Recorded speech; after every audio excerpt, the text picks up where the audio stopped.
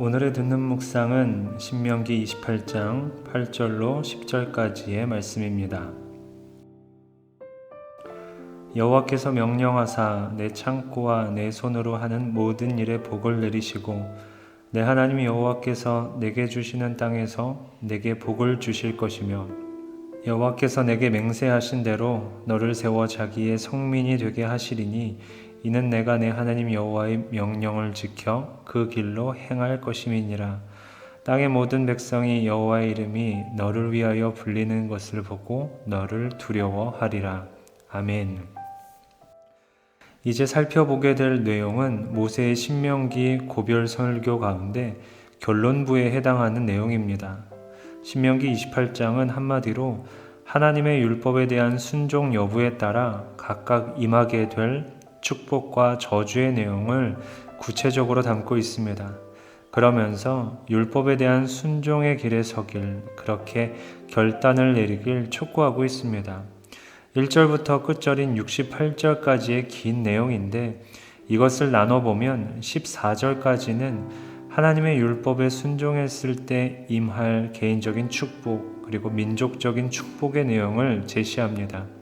그리고 15절부터 끝절까지는 반대로 하나님의 율법에 불순종했을 때 겪게 될 개인적, 민족적 저주의 내용을 구체적으로 담고 있습니다. 분량상으로 단순히 비교하기만 해도 불순종할 때 임하게 될 저주의 내용이 축복의 내용보다 3배 정도 많습니다. 이는 모든 인간이 아담 이후에 죄성에 물들 가능성이 그렇지 않을 가능성보다 많음을 의미합니다. 인간은 누구나 전적으로 타락한 현실에서 인생이 순종을 통한 축복을 누리며 살기보다는 반대의 경우가 훨씬 많은 것을 경고하고 있는지도 모릅니다. 또 다른 분량의 비교는 율법을 순종함으로 얻는 축복의 경우 개인적인 부분과 민족적인 부분이 거의 대등하게 다루어지고 있는 반면 불순종에 따르는 저주의 경우는 개인적인 저주보다 민족적 저주의 비율이 압도적으로 높습니다. 이것이 의미하는 것은 무엇보다 구약시대의 율법은 하나님이 한 사람, 개인과 맺었던 약속이라기보다는 선민 공동체였던 이스라엘과 맺었던 약속인 것을 의미합니다. 위 내용들을 정리해보면 무릇 인생 모두가 율법에 대하여 순종할 가능성보다 불순종할 가능성이 크고 동시에 한 개인의 불순종으로 인해 민족 전체의 불순종을 야기시킬 악한 영향력이 훨씬 더 크다는 것을 알 수 있습니다. 그러니 율법에 대한 한 개인의 순종이 얼마나 중요한지도 우리는 알 수 있게 되는 것입니다. 1절에서부터 14절까지의 내용인 율법에 순종했을 때 얻게 될 축복의 내용은 하나님을 믿는 인생이라면 누구나 사모하며 맡길 원하는 축복일 것입니다. 그러나 이후의 내용들은 우리가 너무나 잘 아는 것처럼 불순종의 반복이었습니다.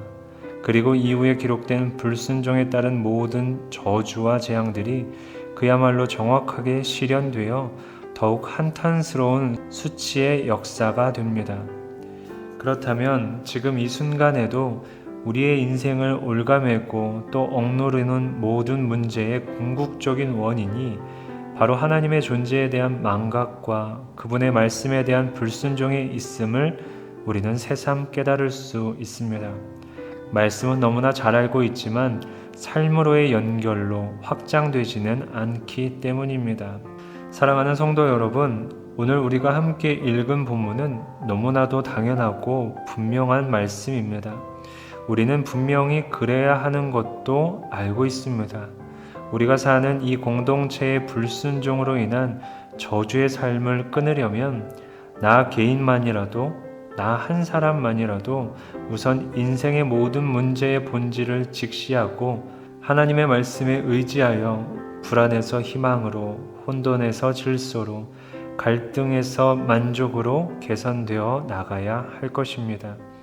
이 공동체를 위해 누군가는 하나님의 말씀에 순종하겠지, 그렇게 말씀과 거리를 두는 삶이 아니라 누구보다 먼저 하나님께 가까이 다가가 그 말씀에 순종함으로 축복의 문을 열 수 있는 신광의 모든 성도님 되기를 우리 주님의 이름으로 축복합니다. 생각해 볼 질문입니다. 여러분이 오늘 순종해야 할 하나님의 말씀은 무엇인가요? 오늘 주신 말씀과 마음들을 기억하며 잠시 기도하도록 하겠습니다.